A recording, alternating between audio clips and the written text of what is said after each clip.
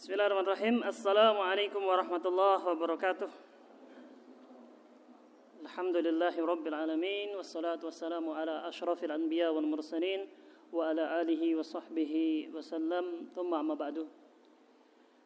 Hadirin rahimakumullah, rekan-rekan yang dirahmati oleh Allah Subhanahu wa taala. Alhamdulillah, pada kesempatan penuh barakah kali ini kita dipertemukan oleh Allah di hari Jumat Mubarak, Jumat yang diberkahi oleh Allah Subhanahu wa taala, dan juga di masjid Allah Subhanahu wa taala. Hadirin rahimakumullah, salah satu sunnah yang dicontohkan oleh Nabi dan diperintahkan oleh Nabi Muhammad SAW pada hari Jumat adalah membaca suratul Kahfi, surat Al-Kahfi. Dan ini banyak sekali hadis-hadis yang menunjukkan keutamaannya.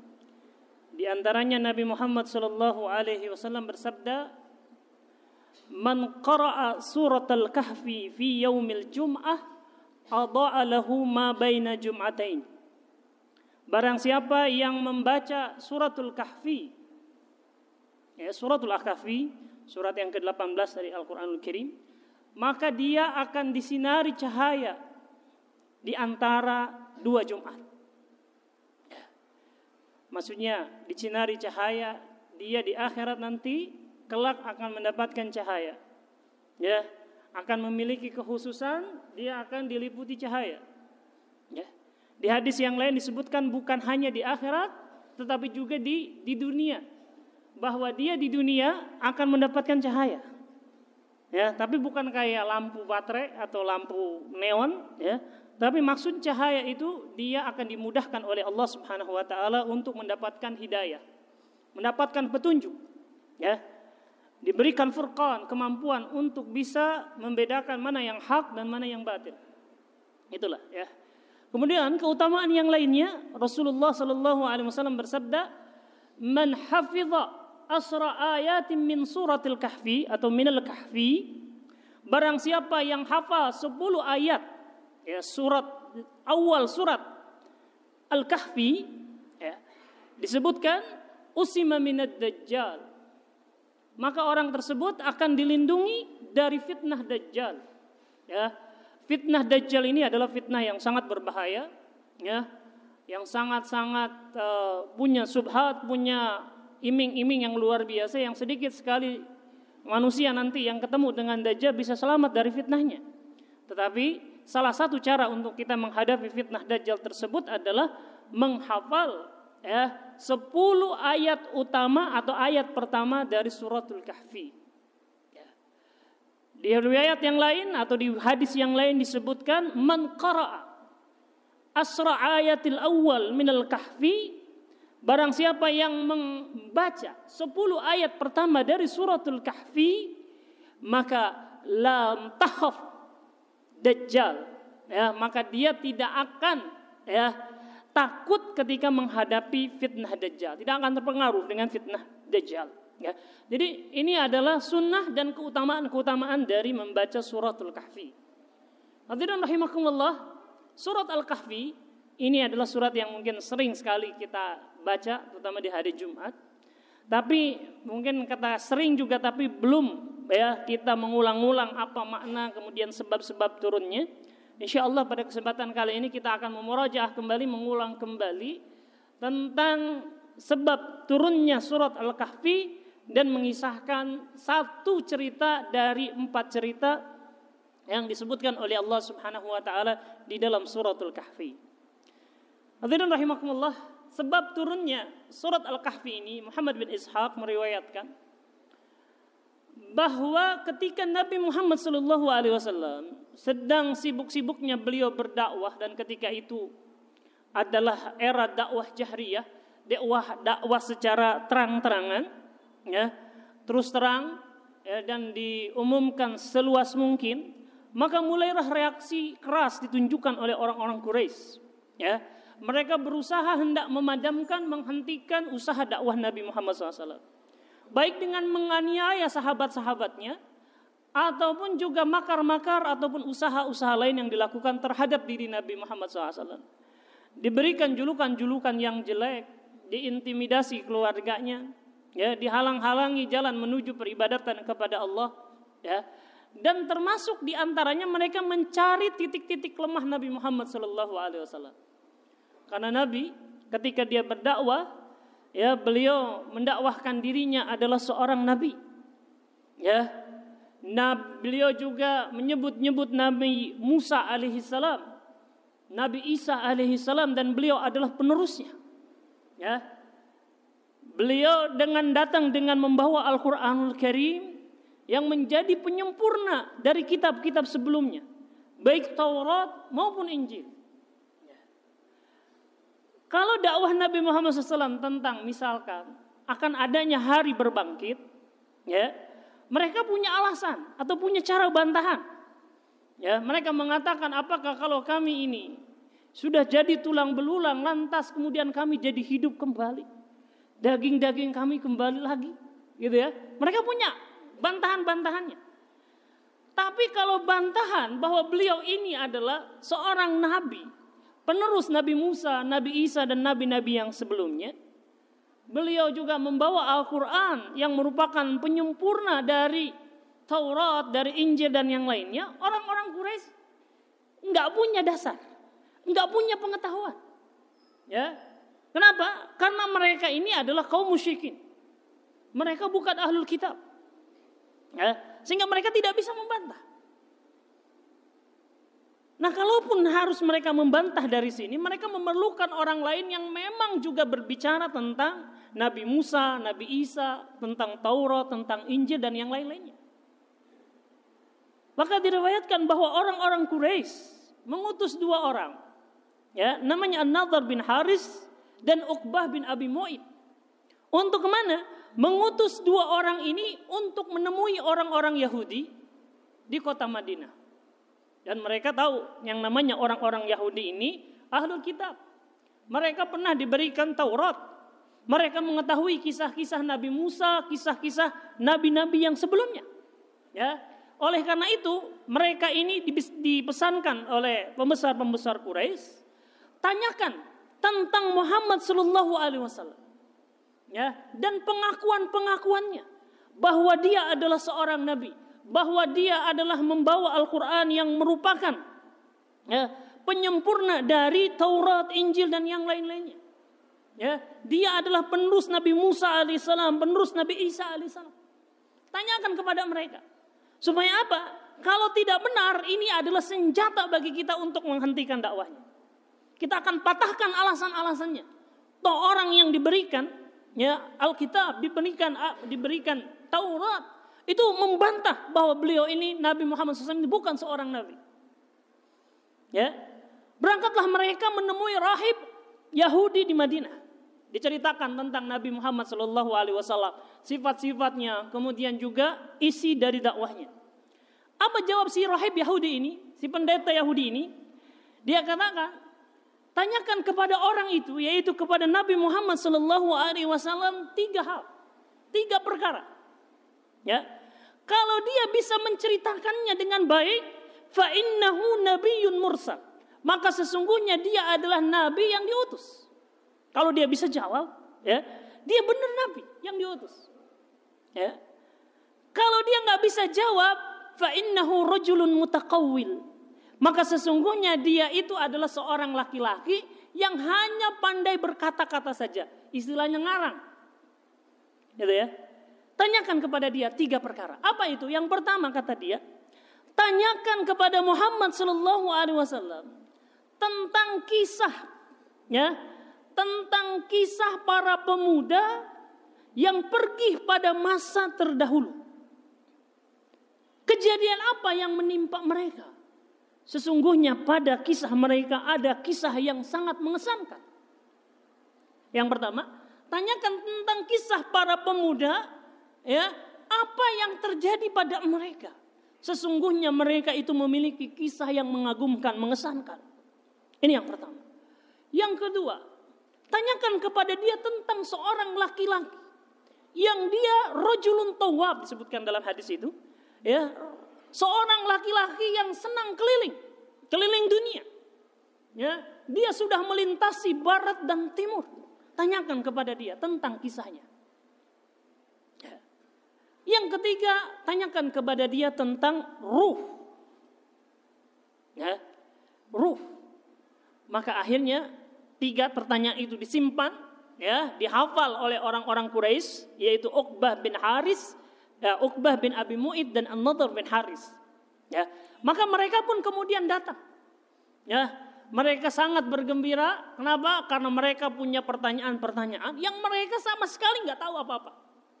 Ya, dan kalau pertanyaan ini, ya, diberikan kepada orang umum atau orang yang paling pintar sekalipun di tengah-tengah orang Quraisy, pasti nggak bisa jawab.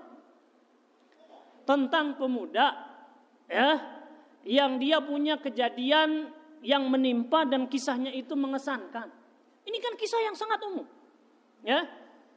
Kisah siapa ini? Kisah pemuda, ya, mengagumkan, ada sesuatu yang terjadi pada mereka. Kisah seorang laki-laki, ya, yang sering berkeliling dunia ke barat ke timur. Siapa dia dan bagaimana kejadiannya? Dan kisah tentang ruh, apa itu ruh dan bagaimana itu ruh? Ya, ini pasti nggak bisa jawab. Kalau dia nggak bisa jawab, benar bahwa dia adalah orang yang ngaku-ngaku nabi.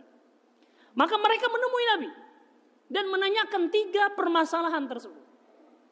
Ya, tentang pemuda. Apa yang terjadi pada mereka? Kisah mereka sangat menarik. Yang kedua, tentang laki-laki yang sering berkeliling ke barat ke timur, ya. Dan yang ketiga tentang soal ruh. Rasulullah SAW setelah ditanya tentang 3 pertanyaan tersebut, beliau mengatakan, ya, saya akan jawab besok. Ya, beliau berharap Allah Subhanahu Wa Taala akan menurunkan wahyu, ya, yang berbicara tentang 3 kisah tersebut.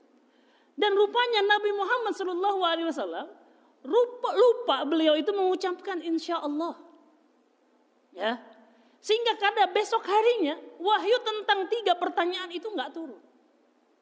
Besoknya lagi 2 hari kemudian nggak juga turun, bahkan seminggu nggak turun. Baru pada hari yang ke-15 diturunkanlah surat Al-Kahfi yang berisi 3 hal pertanyaan, 3 hal jawaban yang ditanyakan oleh orang-orang Quraisy tersebut. Ya, oleh karena itu, ya, kita diminta atau diperintahkan oleh Allah Subhanahu Wa Taala jangan sampai kita, ya, mengatakan sesuatu, akan melakukan sesuatu tanpa kata-kata insya Allah. Ya, maka di surat Al-Kahfi di ayat yang ke-23 disebutkan, wala taqulanna li syai'in inni fa'ilun dzalika ghadan illa ayyasha Allah. Ya, janganlah kalian mengucapkan terhadap sesuatu yang ingin kalian lakukan, sesungguhnya aku akan mengerjakannya besok, ya, kecuali dengan mengucapkan illa ayyasha Allah, kecuali dengan izin Allah Subhanahu Wa Taala, insyaallah. Ya, nah, hadirin rahimakumullah, jadi surat Al-Kahfi ini turun untuk menjawab pertanyaan-pertanyaan yang diberikan oleh orang-orang Yahudi, ya, yang merupakan pertanyaan titipan dari orang-orang Quraisy, ya, untuk memadamkan, untuk mematahkan dakwah Nabi Muhammad sallallahu alaihi wasallam, ya. Nah, hadirin rahimakumullah, maka surat Al-Kahfi ini isinya ada 4 cerita besar disebutkan oleh Allah. Yang pertama adalah kisah Ashabul Kahfi, yang kedua adalah kisah Ashabul Jannatain, ya, kisah pemilik 2 kebun, ya, yang ketiga kisah Zulkarnain, dan yang keempat adalah kisah tentang Nabi Khadir dengan Nabi Musa alaihi salam, ya. Nah, pada kesempatan kali ini kita akan mencoba untuk mentadaburi satu kisah yang disebutkan oleh Allah, ya, di dalam surat Al-Kahfi, yaitu kisah Ashabul Kahfi, ya. Jadi kisah Ashabul Kahfi. Ashabul Kahfi artinya adalah kisah para pemuda penghuni gua. Ya, Al-Kahfi, Al-Kahf itu artinya adalah gua, ya. Apa bedanya dengan ghar? Ya, disebutkan di dalam Al-Qur'an bahwa Rasulullah SAW bersembunyi di ghar Hira, ya, di gua Hira. Ya, jadi di situ ada kata-kata kahfun, ada kata-kata ghar, ya. Maka yang membedakan adalah unsur luasnya, ya. Kalau ghar Hira, gua Hira itu adalah gua yang kecil, ya, gua yang kecil. Maka kita lihat kalau misalkan antum sempat untuk mengunjungi kota Mekah, itu gua Hira itu gua yang sangat sempit. Ya, demikian juga gua Thur, ya, itu juga gua yang sempit. Ya, tapi kalau Kahf itu adalah gua yang luas, ya, yang biasanya berada di daerah pegunungan. Jadi bedanya Kahfun dengan Ghar, itu Kahf lebih luas daripada Ghar. Ya. Coba kita baca kisah ini dimulai di ayat yang ke-9. Ya, coba silakan kalau ada yang bawa ayat Quran, ya, kita cocokkan. Ya. Allah Subhanahu wa taala berfirman, "A'udzubillahi minasyaitonir rajim.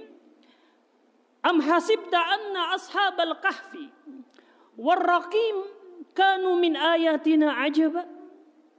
Apakah engkau wahai Rasulullah ataupun siapapun yang membaca, ya, bahwa sesungguhnya kisah ashabul kahfi, kisah para penghuni gua, warraqim, dan kisah raqim, kanu min ayatina ajaba, adalah kisah, ya, kanu min ayati apa?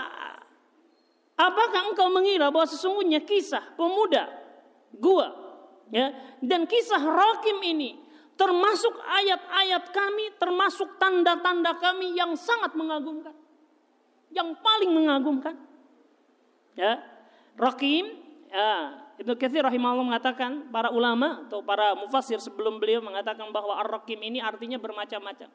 Ada yang mengatakan Ar-Raqim ini adalah artinya anjing, ada yang mengatakan Ar-Raqim ini artinya adalah prasasti, ya, dan yang lain-lainnya. Gitu. Termasuk ayat-ayat kami, termasuk tanda-tanda kebesaran kami yang sangat mengagumkan. Ya, kisah Ashabul Kahfi, orang yang ditidurkan oleh Allah selama 309 tahun, ini termasuk ayat yang sangat mengagumkan. Tetapi ini bukan satu-satunya.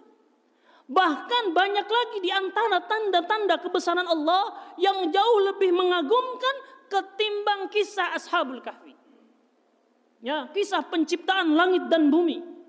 Ya, kisah penciptaan manusia dan kisah-kisah yang lain banyak yang menunjukkan kebesaran Allah Subhanahu wa taala. Ya. Kemudian Allah melanjutkan, "Idz awal fityatu ilal kahf faqalu rabbana atina min ladunka rahmah wa hayyi' lana min amrina rasyada." Ingatlah, ya, idz awal fityatu, ketika para pemuda itu, ya, mereka mencari tempat perlindungan ke dalam gua. Jadi Allah membuka kisah ini dengan mengatakan bahwa mereka ini yang akan diceritakan adalah kisah para pemuda. Ya, kisah para pemuda yang terpaksa mereka ini diusir oleh kaumnya, ya, dikejar-kejar, hendak dianiaya oleh kaum dan raja mereka. Ya, sehingga mereka terpaksa harus lari berlindung ke sebuah gua. Ya, Ibnu Katsir rahimahullah mengatakan ini adalah sebuah dalil bahwa mereka adalah para pemuda yang beriman kepada Allah.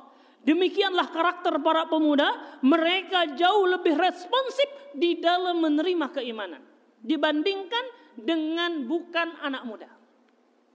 Ya, dibandingkan dengan orang tua. Ya, ini bukan sama sekali merendahkan orang tua, tidak, ya. Tapi anak muda mereka lebih responsif.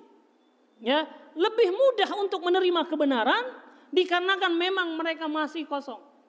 Ya, fitrah mereka masih terisi dengan baik, masih belum tercemari dengan berbagai macam, ya. Sementara orang-orang tua itu kalau diistilahkan, cetakan mereka sudah jadi, sehingga mereka ketika ingin merubah sesuatu terlalu banyak beban. Ya. Oleh karena itu, Nabi Muhammad SAW ketika pertama kali dakwah di Mekah, yang paling pertama kali menyambut dakwah beliau ini para pemuda. Ya, kita lihat Abu Bakar As-Siddiq radhiyallahu anhu, usia beliau ketika masuk Islam 35 tahun. Ya, kemudian juga sahabat yang lain seperti Ali bin Abi Thalib 17 tahun. Ya, Umar ibn Khattab radhiyallahu anhu juga sangat pemuda. Ya, masih rata-rata adalah para pemuda. Sementara para pembesar Quraisy adalah orang-orang yang sudah mapan pemikiran mereka. Ya, sehingga mereka begitu sulit untuk menerima kebenaran. Gitu ya. Demikian juga para penduduk Madinah, para pemimpin Madinah, itu rata-rata mereka adalah para pemuda.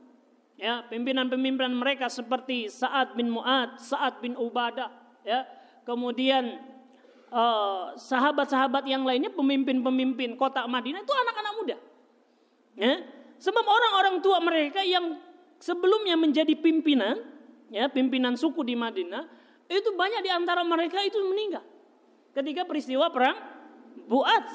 Jadi yang jadi pimpinan-pimpinan masyarakat di Madinah, di kota Madinah itu anak muda. Ya. Dan mereka sangat responsif untuk menerima dakwah Nabi Muhammad SAW. Mereka datang kepada Rasulullah, beriman, ya, kemudian beliau mengutus sahabat, ya, yang sangat terkenal dengan julukan bahwa dia adalah duta Islam yang pertama, yaitu Mus'ab bin Umair radhiyallahu anhu. Ya. Jadi para pemuda, ya, mereka lebih responsif di dalam menerima kebenaran. Ya. Mereka lari dari kaumnya. Faqalu rabbana atina min ladunka rahmah wa hayyi' lana min amrina rasyada. Mereka berdoa kepada Allah, ya Allah, berilah rahmat kepada kami dari sisimu. Maksudnya, ya Allah, lindungilah kami. Ya, lindungilah kami dari kejaran raja dan penduduknya yang akan menganiaya kami, akan memaksa kami untuk kembali menyembah berhala. Ya. Wa hayyi' lana min amrina rasyada. Ya, dan sempurnakan bagi kami petunjuk yang lurus dalam urusan kami. Dan kalau kami harus mengakhiri kehidupan kami dalam mempertahankan agama kami, maka jadikan kami orang yang istiqomah sampai di hari terakhir kehidupan kami. Sempurnakan, ya, jangan dicabut lagi. Ya, itu doa mereka. Ya. Hadirin rahimakumullah. Ashabul Kahfi. Bagaimana kisah para pemuda ini sampai mereka melarikan diri dari kaumnya? Hadirin rahimakumullah, kejadian ini, ya, menurut jumhur ataupun pendapat mayoritas para ahli tafsir, bahwa ini adalah kejadian yang terjadi pada zaman setelah Nabi Musa alaihissalam dan sebelum Nabi Isa alaihissalam. Jadi ini masih dalam rangkaian umat Nabi Musa alaihissalam. Ya. Kenapa demikian? Dikarenakan yang mengetahui kisah ini secara detail adalah orang-orang Yahudi. Orang Yahudi masih merekam kisah ini dengan baik, sehingga inilah yang dijadikan objek pertanyaan mereka ketika mereka ditanyakan tentang Nabi Muhammad SAW. Ya. Sementara kalau ini kisah terjadi di zaman Nabi Isa alaihissalam, ya, tentu orang Yahudi nggak punya referensi, ya, untuk mengatakan cerita itu, mengisahkan kisah tersebut. Ya. Ibnu Katsir mengatakan ketika itu adalah bahwa penduduk tersebut dipimpin oleh seorang raja yang bernama Dikyanus atau Dakyanus. Ya. Mereka tadinya adalah orang-orang yang bertauhid. Setelah lama kemudian berganti generasi, tauhid itu mulai lenyap, ya. Dijadikanlah agama mereka itu agama kesyirikan. Yang menyebar adalah agama kesyirikan. Mereka menyembah Allah, juga menyembah, ya, Tuhan-Tuhan lain selain Allah Subhanahu wa taala. Mereka, ya, penduduk negeri itu dan rajanya punya satu hari raya. Mereka semua akan berkumpul dari seluruh pelosok negeri untuk sama-sama mengadakan penyembahan terhadap berhala. Hari Id mereka, hari raya mereka. Maka datanglah dari berbagai pelosok, ya, orang-orang untuk sama-sama menyembah berhala di hari raya itu. Ya. Termasuk yang datang adalah para pembesarnya, para pejabatnya, baik pejabat pusat maupun pejabat daerah. Kumpul semua di situ untuk menyembah berhala. Ya. Ketika dalam prosesi penyembahan berhala tersebut, ada anak-anak dari para pembesar atau para pejabat yang tidak ikut menyembah berhala. Pertama ada satu orang yang i'tizal, yang mengasingkan diri.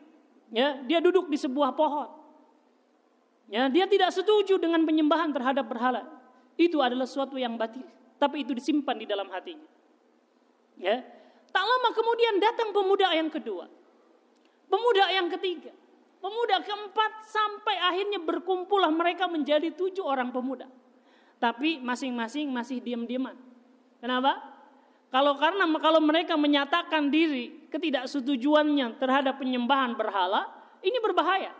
Ya, atau sembarangan menceritakan, ini bisa nanti dilaporkan dan dia akan ditangkap. Gitu kan? Ya. Akhirnya ya, 7 orang ini diam-diaman sampai kemudian salah seorang di antara mereka berbicara. Ya. Mereka kemudian berbicara dengan mengatakan, sesungguhnya ya, tidak ada yang bisa menyatukan kita, tidak ada yang bisa membuat kita cair, kecuali masing-masing di antara kita menceritakan apa yang menyebabkan dia keluar dari prosesi penyembahan terhadap berhala tersebut. Ya. Kemudian satu orang di antara mereka mengatakan, ya, adapun aku demi Allah pergi karena melihat apa yang dilakukan oleh kaumku merupakan suatu kebatilan. Ya, sesungguhnya pihak yang berhak untuk disembah dengan Allah, dengan esa, dan tidak dipersekutukan hanyalah Allah Subhanahu wa taala.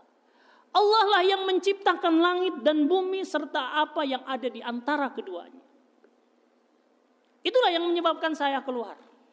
Maka yang lain kemudian mengatakan, saya juga. Iya, saya juga.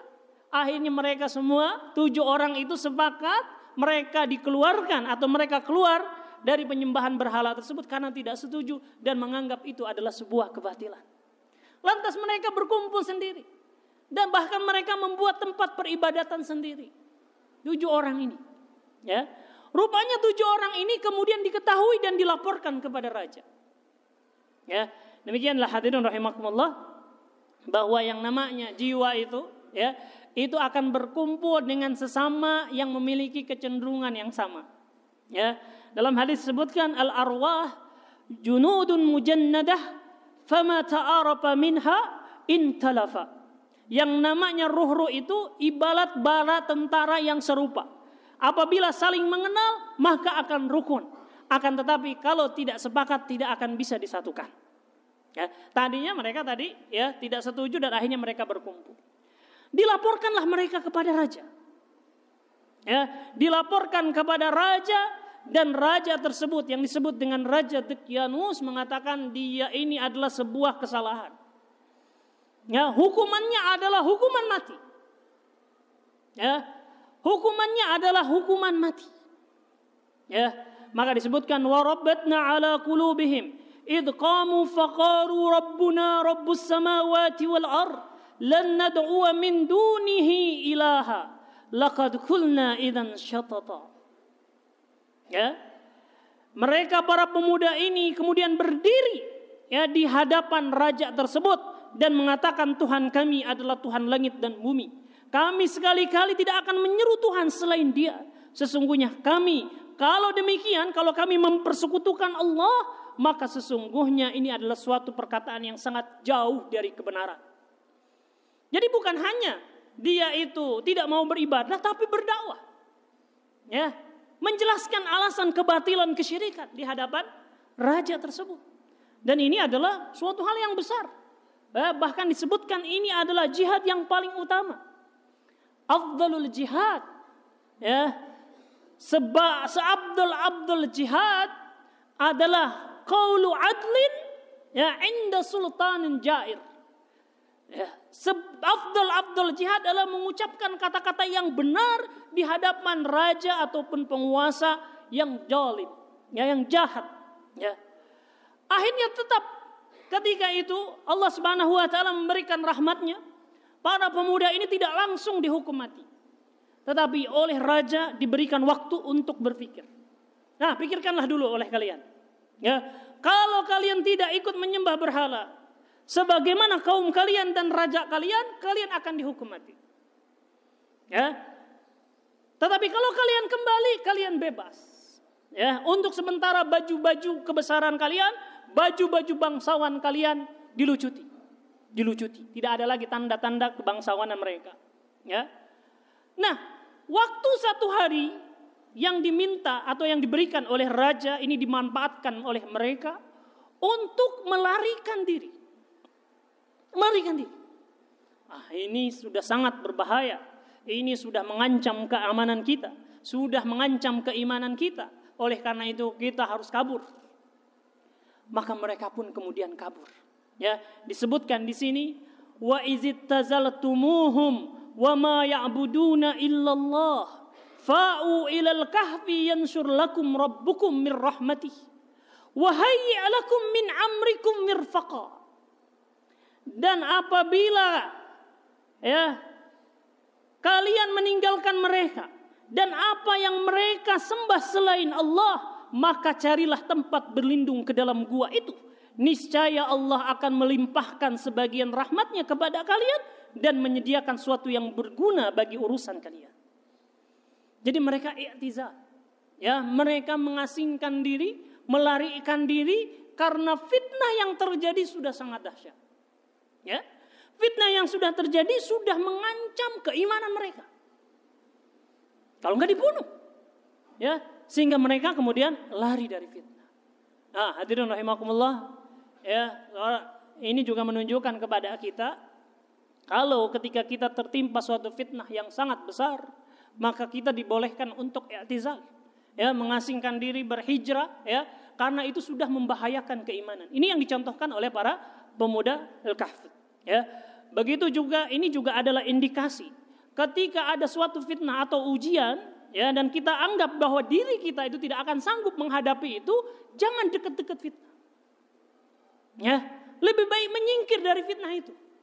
Ya, karena itu akan lebih selamat. Ya, misalkan para pemuda sudah tahu gampang jatuh cinta, gitu ya. Dekat-dekatan, gitu ya. Nyari teman, ya, di media sosial dengan perempuan-perempuan, udah tahu dia nggak sabar dalam fitnah. Ya, harusnya dia menyingkir, tidak menggunakan sarana-sarana tersebut. Ya, dan ini berlaku pada fitnah-fitnah apapun. Ya, kalau kita tidak bisa, ya, kita anggap bahwa diri kita ini nggak akan sanggup menghadapi fitnah itu, tinggal. Ya, kita tahu kita ini orang yang senang dengan kekuasaan. Ya, tapi ketika kekuasaan itu kita dapatkan, kita akan menyia-nyiakan amanah. Ya, akan berlaku zalim, maka jangan dekat-dekati fitnah. Ya, kekuasaan tersebut, jabatan tersebut. Ya, jangan cari masalah. Gitu ya. Nah, akhirnya para pemuda ini kemudian menyingkir. Ya, mereka kelelahan hingga akhirnya mendapatkan sebuah gua. Ya, masuklah mereka ke gua tersebut. Dan disitulah Allah Subhanahu Wa Taala seperti yang ikhwah fillah sekalian tahu, ya, mereka istirahat di sana dan kemudian ditidurkan oleh Allah Subhanahu Wa Taala. Tidur yang sangat panjang, yang jumlahnya adalah 309 tahun. Ya, 309 tahun. Jumlah mereka adalah menurut pendapat yang terkuat 7 orang, ya, dan 1 anjing mereka. Ya, selama 309 tahun itu Allah Subhanahu Wa Taala menjaga mereka. Ya, bahkan Allah bolak-balikan tubuh mereka supaya mereka tidak dimakan oleh binatang-binatang tanah. Jadi walaupun tertidur, mereka dibolak-balikan. Matahari pun menyinari mereka hanya di pagi dan sore hari saja. Tidak di sepanjang hari. Kalau di sepanjang hari bisa gosong jasad mereka. Hanya di pagi hari matahari itu menyinari tubuh mereka, lantas di sore hari kemudian menyinari mereka. Ya, sehingga akhirnya terjaga tubuh mereka. Gitu ya. Kemudian penjagaan juga adalah Allah Subhanahu Wa Taala memberikan kepada mereka wajah-wajah mereka. Ya, ketika tertidur itu mata mereka terbuka. Dan wajah-wajah mereka adalah wajah yang mengandung kewibawaan. Sehingga ketika ada orang yang berusaha mencari pemuda ini lantas mendapatkan mereka sedang tertidur di dalam gua, mereka akan ketakutan karena saking wibawanya wajah para pemuda Kahfi tersebut. Ya, anjingnya pun, ya, itu ada di luar gua menjulurkan kakinya menjaga tuan-tuannya. Ya, bahkan disebutkan oleh Allah Subhanahu Wa Taala, ya, bahwa anjing tersebut ada. Ya, disebutkan wa kalbuhum basitun dhira'aihi bil wasit. Sedangkan anjing yang menjulurkan kedua tangannya di muka pintu gua. Anjing itu tidak masuk ke dalam, karena kalau masuk ke dalam maka malaikat tidak akan masuk. Dia hanya berada di luar saja. Ya. Dan Allah menyebutkan kata-kata atau nama atau sebutkan anjingnya. Padahal anjing sering diremehkan oleh manusia. Ya, Kita dilarang untuk memelihara anjing di rumah kita. Ya, tetapi karena anjing ini ya menemani manusia yang terbaik disebutkan oleh Allah di dalam Al-Qur'an. Dibaca oleh kita minimal 1 kali di setiap hari Jumat. Nah, ini adalah ibrahnya, inilah keagungan, keutamaan mensahabati, menemani orang-orang yang terbaik, orang-orang yang soleh. Sampai anjing pun mendapatkan keutamaan karena menemani orang-orang yang soleh. Nah, kalau anjing saja mendapatkan keutamaan, apalagi manusia yang menyertai, berteman dengan orang-orang yang soleh. Ya. Hadirin rahimakumullah, 309 tahun. Telinga mereka ditutup oleh Allah Subhanahu wa taala sehingga apapun yang terjadi di luar tidak mereka dengarkan. Ya, kalau kita kan suka tidur, ya. Tidur itu kadang ya walaupun tertidur tapi masih bisa dengar. Ya. Misalkan ada yang ronda itu kedengaran suaranya ngobrol apa. Tapi mata kita enggak tertutup. Enggak terbuka, gitu ya. Tapi benar-benar ini ditutup oleh Allah. Sampai akhirnya pada waktu setelah 309 tahun Allah Subhanahu wa taala bangunkan mereka. Ya, maka mereka kemudian saling bertanya di antara mereka. Ya, wa kadzalika ba'asnahum liyatasaalu bainahum. Ya, dan demikian kami bangunkan mereka kemudian saling bertanya di antara mereka. Berapa lama kita tidur? Sebagian mengatakan kita tidur ketika matahari mulai ada dan kemudian sekarang kita bangun itu matahari sudah hampir tenggelam. Ya, jadi kita tidur ini sekitar setengah hari atau 1 hari saja. Ya, 1 hari saja. Ya. Yang lain berkata, Tuhan kalian lebih mengetahui berapa lama kalian tidur. Maka suruhlah salah seorang di antara kalian pergi ke kota dengan membawa uang perak ini. Mereka lapar. Ya. Nah, cobalah nih beli roti. Turunlah ke bawah ke kota. Ya, belilah roti dengan uang perak ini. 1 orang turun di antara mereka. 6 orang yang lain tetap tinggal di dalam gua. Ya. Kemudian uang perak itu diberikan kepada tukang roti. Ternyata setelah mengetahui atau setelah menerima uang perak itu, ya, si tukang roti ini heran. Ini uang apa? Ya, ini uang kami. Iya, uang apa ini kok beda dengan yang ada sekarang? Itu ya. Kemudian tukang roti ini memanggil teman-temannya. Ada orang bawa ya uang yang aneh. Sehingga sebagian di antara mereka mengatakan uang ini adalah harta karun. Ya, maka si pemuda ini dipaksa untuk menunjukkan di mana sisa harta karun itu. Dia bingung. Ya, sehingga terjadilah kericuhan di pasar tersebut yang menyebabkan si pemuda itu dibawa ke raja. Ya, dihadapkanlah ia dengan raja dan dia heran bahwa raja ini bukanlah raja yang mengancam mereka untuk dibunuh. Ya. Kemudian si raja setelah mengetahui bahwa itu adalah uang yang lama, ya, bahkan disebutkan bahwa pemuda ini menceritakan bahwa kami hidup di raja, kami waktu itu rajanya adalah Raja Dicyanus, ya.